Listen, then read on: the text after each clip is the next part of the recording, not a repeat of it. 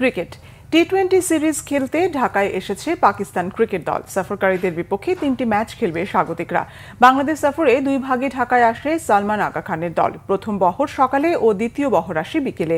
বিমানবন্দর ও টিম হোটেলে ফুলেল শুভেচ্ছা জানানো হয় পাকিস্তানের ক্রিকেটারদের।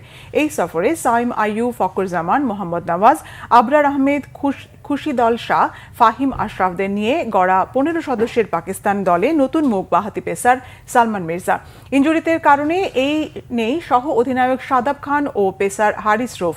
দলে জায়গা হয়নি 3 তারকা বাবর আজম, মোহাম্মদ রিজওয়ান ও শাহিন শাহ আফ্রিদির। শ্রীলঙ্কায় টি-20 সিরিজে ব্যস্ত থাকায় বাংলাদেশ স্কোয়াড ঘোষণা করেনি বিসিবি। সিরিজ শেষে বৃহস্পতিবার দেশে ফিরবে লিটন দাসের দল। মিরপুর স্টেডিয়ামে 20, 22 ও 24 জুলাই পাকিস্তানের বিপক্ষে 3টি টি-20 খেলবে স্বাগতিকরা।